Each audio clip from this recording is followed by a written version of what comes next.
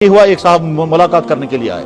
उसने अपने हालात सुनाते हुए कहा, जनाब मैं पहले ये था ईमान से महरूम, मैंने ईमान कबूल किया, मेरी बीवी भी मुसलमान हो गई, उसके बाद हमारी मुसीबतें शुरू हो गई, इलाके में हमको बहुत तंग किया गया, फिर वहां हमारी जान को खतरा हुआ, फिर वहां से हम निकले, अब दूसरी फलां जगह पहुंचे हैं, वहां रहने का कोई इंतजाम नहीं अभी। इसके बाद फिर क्या लगा जी इसमें बीच में मेरी बेटी मर गई, खुद उसकी किडनी खराब हो गई तो एक किडनी फेल हो गई, उसकी बीवी जो है वो छत से नीचे गिर गई तो उससे टांग टूट गई।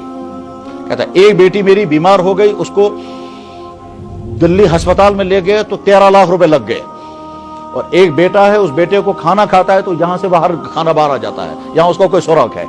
इतनी सारी मुसीबतों में हूं, खुद किडनी फेलियर, एक किडनी काम कर रही है, बीवी की टांग टूट गई है, रहने का इंतजाम नहीं है, एक बेटी मर गई है, एक बेटी का इलाज चल रहा है, 13 लाख रुपए दिल्ली में अपोलो में खर्च हो चुके हैं, और खुद जो है एक किडनी फेल है, बेटा जो है उसको खाना यहां से आता है, यहां से बाहर निकल आता है क्योंकि यहां उसको कोई सुराग हुआ है।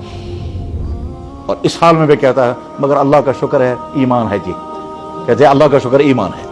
इन मुश्किलात में मैंने कहा क्या पूछना चाहते हैं, क्या करने के लिए आए? कह लगा कुछ नहीं, बस सिर्फ ये दुआ करें अल्लाह ताला ईमान पर बाकी रखे। साथ में कहता था मुझे ऑफर आ रहे हैं, वापस आ जाओ, ये सारी चीजें हल हो जाएंगी।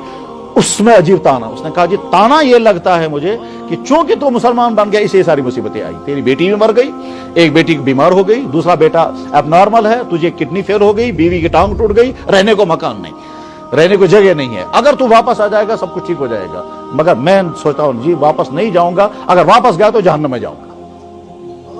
मेरे भाइयों, ईमान कबूल करने वाले इस तरह से जमे रहते हैं। अल्लाह ने हमको इन तमाम इम्तिहानों से बचाया, इसलिए अहद करके उठे इंशाअल्लाह अपने इस ईमान पर बाकी रहेंगे, अपने दीन पर अमल करेंगे, जो करने वाले काम है वो करेंगे, और जो बचने वाले काम है उनसे बचेंगे। करने वाले कामों को कहते हैं आमाल, और बचने वाले कामों को कहते हैं हराम। हर ईमान वाला अपने पास लिस्ट रखे कि कौन कौन सी चीजें मेरे अल्लाह और मेरे नबी ने मेरे लिए हराम की हैं, ताकि मैं अपने आप को बचाऊं।